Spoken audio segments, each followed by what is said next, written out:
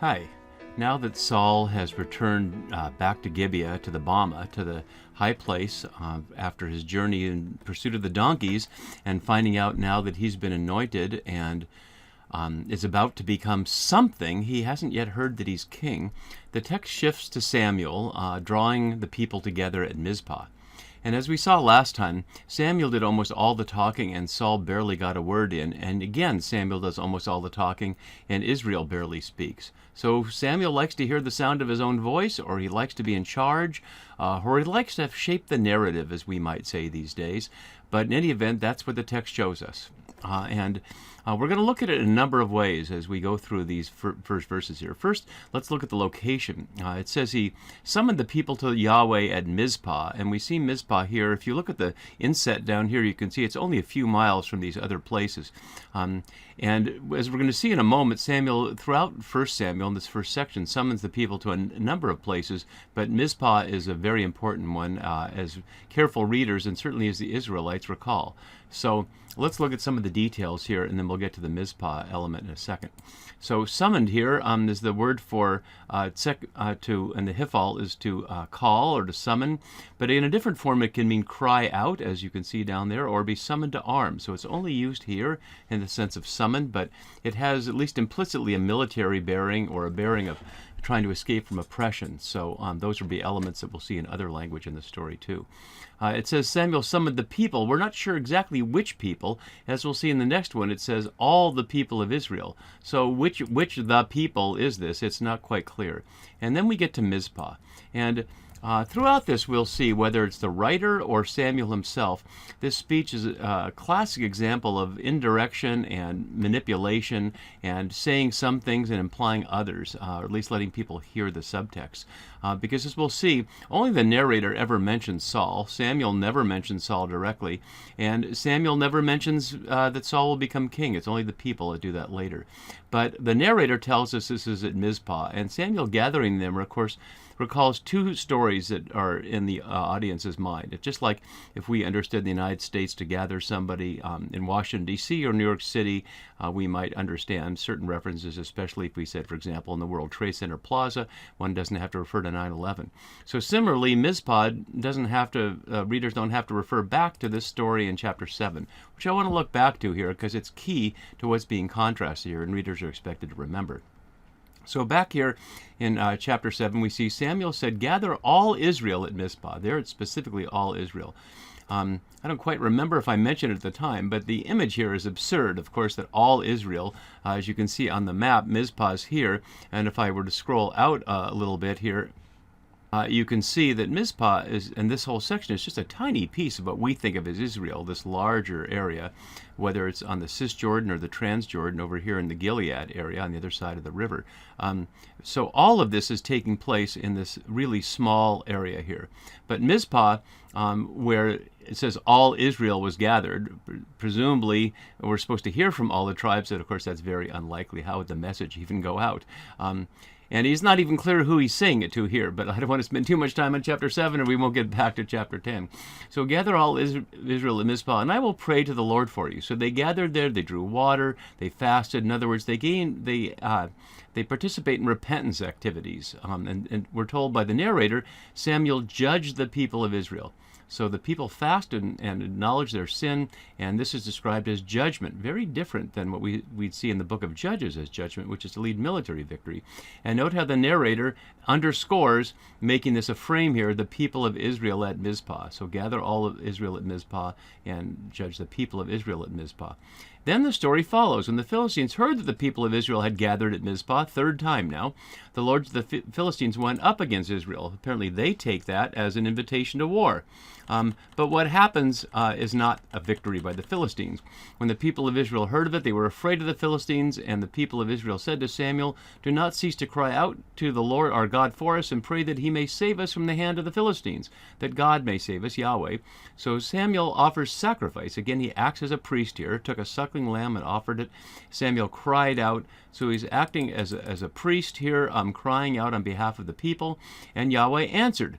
And as Samuel was offering up the burnt offering, the Philistines drew near to attack, but Yahweh thundered with a mighty voice that day against the Philistines and threw them into confusion, and they were routed before Israel. And the men of Israel went out after and struck them down. And Samuel memorializes the place with a stone called Ebenezer, meaning a stone of help, or Yahweh has helped. And so the Philistines were subdued and did not enter into the territory of Israel again. The hand of Yahweh was against the Philistines all the days of Samuel. So with that in mind, what is going on here with Samuel bringing the people to Mizpah to ostensibly, at least as readers think, the people of Israel don't necessarily know this, to respond to their request from 2 chapters ago for a king? Given a couple of elements. First of all, Samuel successfully gathered Yahweh to help through prayer and sacrifice, and not even through military activity. But the Philistines have been subdued, so there's no longer a need to subdue them. There's no longer a need for a king to subdue the Philistines at all. So that motivation seems to be removed from the story simply by mentioning Mizpah. But there's also another reference to Mizpah if we go back to Judges 20, which I will for a moment. And notice the similarity here. Then all the Israelites came out from Dan to Beersheba. Explicitly, they're describing the entire length of the situation here from Beersheba in the south all the way up to Dan, and exist at the time of this map. At least the makers of this map didn't put it on there, including the land of Gilead, so over here, so ostensibly all over there. And the congregation assembled in one body before Yahweh at Mizpah, and what they're coming up there is to have a hearing about the rape of the concubine. And so we see this terrifying remembrance here. The Levite, the husband of the woman who was murdered, answered, I came to Gibeah that belongs to Benjamin, I and my concubine to spend the night, and the lords of Gibeah rose up against me. Recalling that horrible story here, that they gathered at Mizpah to recall a terrible thing that happened at Gibeah. And of course now we know Saul has just been in Gibeah, and Samuel has gathered the people at Mizpah with both of those recollections. So a bad way to start, at least if you're on the side of wanting Saul to become king. And then he gives this little speech, one of several times that modern scholars think of this as a Deuteronomistic insertion, that a reference back to rescuing Israel from Egypt is from a later time that's being inserted back to the text. That may be, but readers, of course, know about it from the Exodus story if we're reading the Bible in sequence and not parsing it out into many different sources as scholars tend to do. So, and certainly this is one of the most commonly known stories throughout the Bible. So even if it's inserted here from a later author, it certainly makes sense to call upon this as a question of reflecting on the need for a king or relying on Yahweh as king. So he says to them, thus says Yahweh. A classic formula, which you can see in my notes, is 419 times in the Masoretic text, but only a couple times here in 1 and 2 Samuel.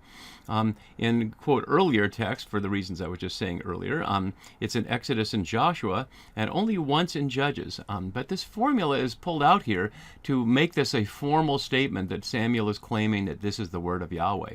And as readers, we can't argue directly, and certainly the message here is one that is fitting. But we do have to question whether everything Samuel is saying is the will of Yahweh or the word of Yahweh.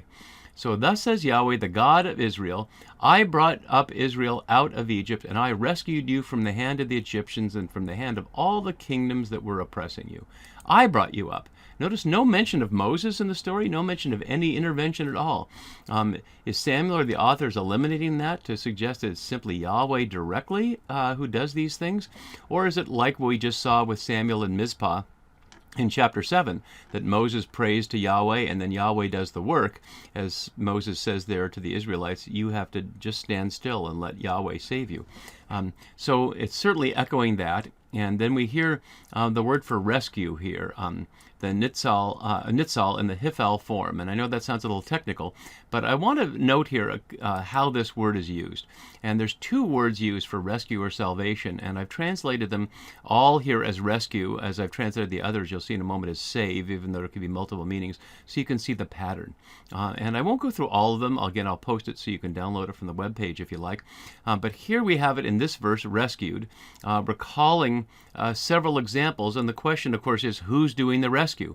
So we saw back in chapter 4, the question, who can rescue us from the gods of the Philistines? And then Samuel's response here a little later, as we just saw from chapter 7, Yahweh will rescue you if you direct your heart to Yahweh and serve him alone.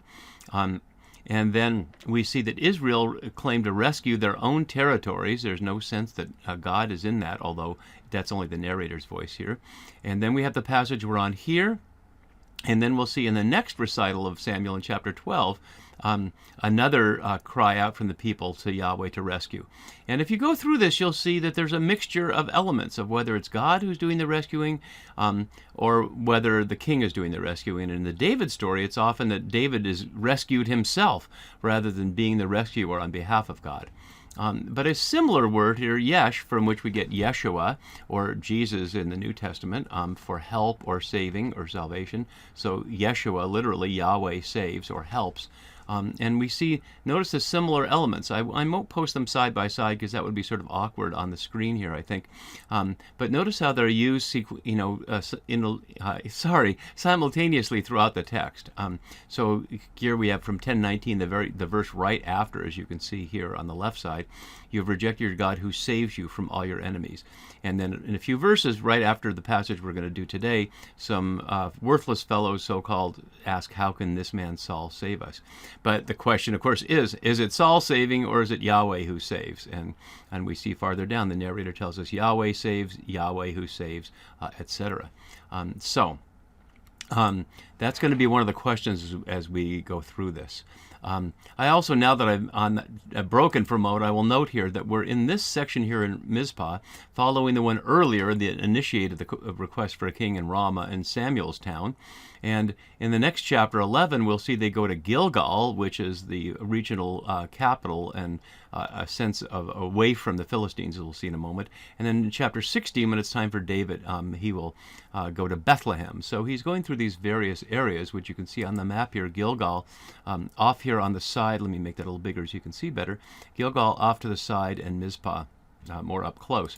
And as Samora notes, Mizpah, unlike the cultic center Gilgal, was situated in a militarily strategic place near the Philistine border.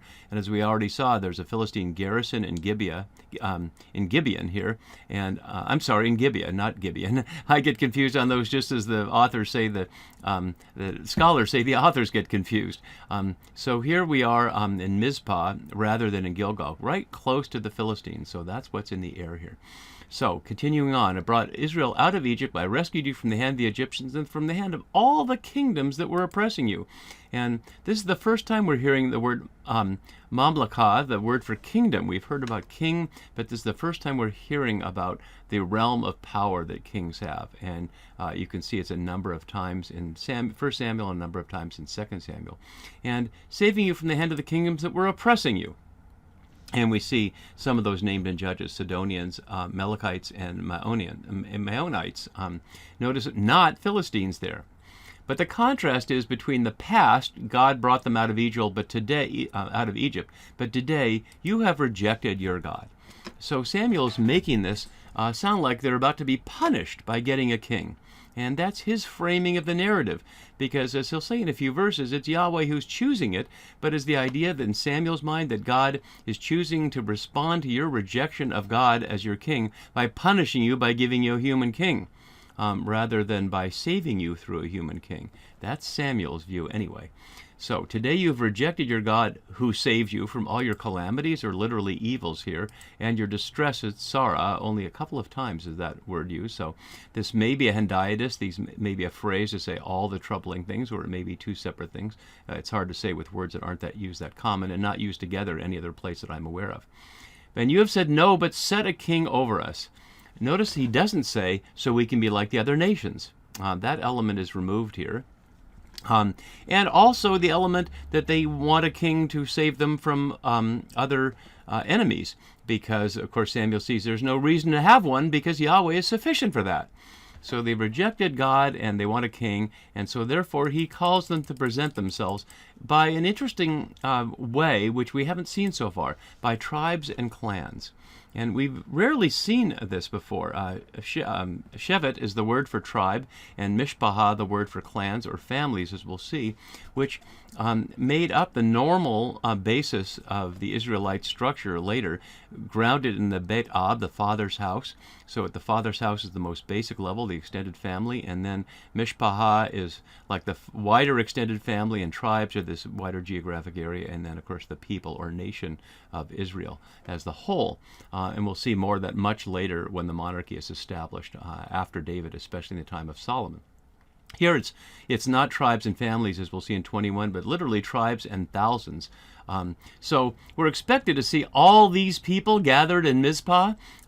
As we see in the next verse, Samuel brought all the tribes of Israel near. That's partly echoing what we've seen, and certainly echoing 1 Samuel 2:28 here, where we're told Yahweh tells Eli, I chose him, your ancestor Aaron, out of all the tribes of Israel to be my priest. So as Yahweh chose Aaron to be the priest, now Samuel is presenting the people so that God can choose someone to be king.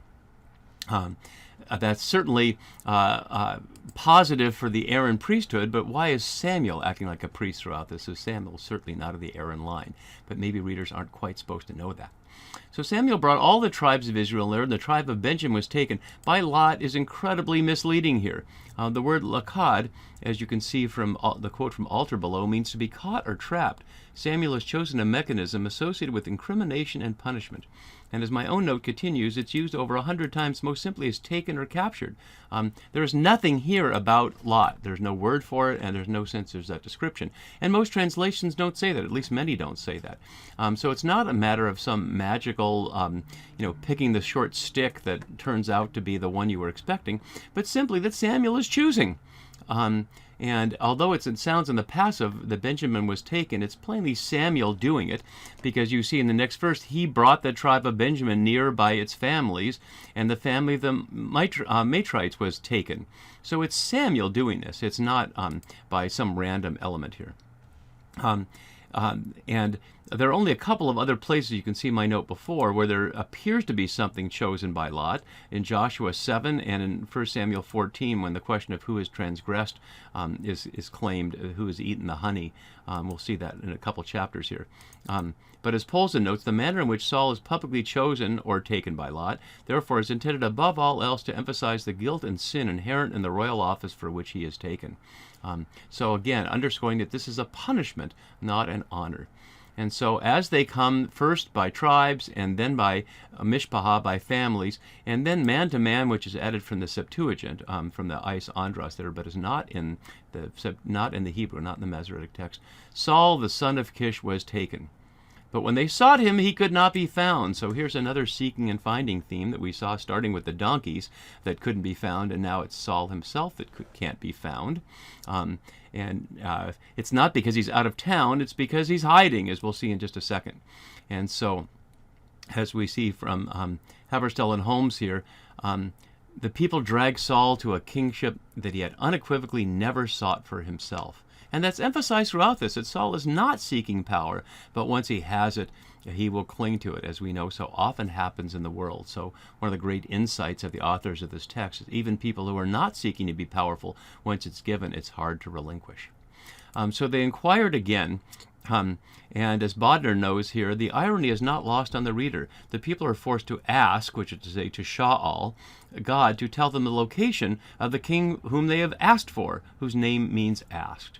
And another element here that I really want to draw attention to that often scholars don't note. Notice the people are speaking directly to Yahweh, and Yahweh speaking directly to the people. So if the people could speak directly to Yahweh and back, why do they need Samuel at all to intervene for them? Back in chapter 7 or in chapter 8 or any time. It's much like, people discover they don't need a priest or a pastor to intervene with God, but can talk to God directly. It's true then, it's true now. So here it's slipped into the text that the people inquire directly of Yahweh and don't go through Samuel. And it's only about finding out where the person who's missing is, which is a small thing to be asking directly of God to find a missing person. But that's what happened, and God answers. The word for here here. Halom is only used a couple times, but they're trying to specify the location. And Yahweh says, behold, hine, he has hidden himself among the baggage. And we'll look at baggage in a second, but there's certainly a humorous quality to this, that the person who's head and shoulders taller than everybody else is hiding amongst these things here. And I got to switch my note here to get us up to that. The word for baggage, kali, means either personal or household property, but can also mean implements of war. And so he's, with the Philistines nearby, he's hiding amongst the weapons and amongst the stuff for the army. It's not just baggage. It's not like these people are going at the airport or something and have baggage around them. So that's a translation that doesn't help us here. Just like everything else we've been hearing in this short passage so far, the military context of the whole thing. So Saul is hiding there, and they ran him, brought him from there. And when he took his stand among the people, he was head and shoulders taller than any of them, as we heard in 9:2. And it's the only thing the people that we hear as readers hear, and it's the only thing that's said about him. And notice that, again, Samuel is not mentioning anybody by name.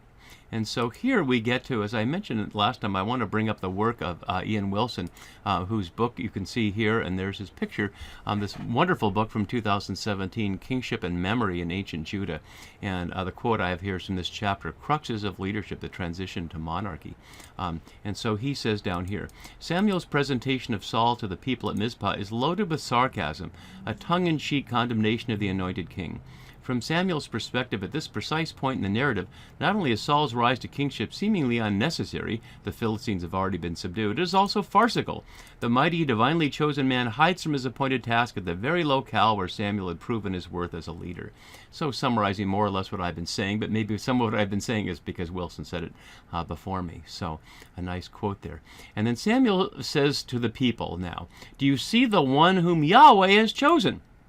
And of course, I find the humor here of, can you see the one who's head and shoulders taller than everybody else? Well, I guess you can. But notice the emphasis here, the one whom Yahweh has chosen. Not whom they have chosen, but Yahweh has chosen. And as we saw when Yahweh spoke directly to Samuel when Saul was coming up to him in the previous story, Yahweh said, here is the one whom I have chosen. So it's definitely Yahweh who's chosen him, and yet Samuel's pinning this as a rejection. Then he adds, there was no one like him among all the people. And as my note has, it's a rare formula reserved for Moses and Josiah, according to Brueggemann there, and Solomon similarly. But very few people. But why? Why is Samuel saying there is no one like him? What is it about Samuel there's no one like, other than the fact that he's the tallest guy around? That seems to be the only thing about him. We don't know really anything else about him so far, other than he was hesitant to be a leader, relying upon the servant boy and the watering girls to show him where to go, and certainly immediately relying on Samuel, and will continue to rely on Samuel, as we'll see. And so, with that, with no name mentioned, all the people shouted, long live the king. And this is the first time anybody has called Saul king. Even Yahweh didn't. Yahweh said, the one I have chosen. And when Samuel anointed him in the first verse of this chapter, he anointed him as Nagid, as ruler. And this is the first time anybody's proclaiming him king. So what we're seeing here, and maybe it's from a later text, but that isn't going to be the basis for which we can understand exactly what's happening here, is that this is working according to the Deuteronomistic perspective in Deuteronomy 17. Yahweh has chosen, and the people have affirmed, and therefore this is to be the king. But as we looked earlier on, back when we first started this section, there are many perspectives on this. And I just want to remind you of this document, which I posted earlier, and you can get off the website, of all the different and conflicting views that we can see as we move here, both from the Deuteronomy 17 passage I just referred to, and it's fulfilled here, but also to all these places we've looked at so far, and we're not done yet because we're going to see further in chapter 12 when we get there. So now, for the first time, Saul is proclaimed king, and Samuel's not done speaking, as we'll see next time. See you then. Bye-bye.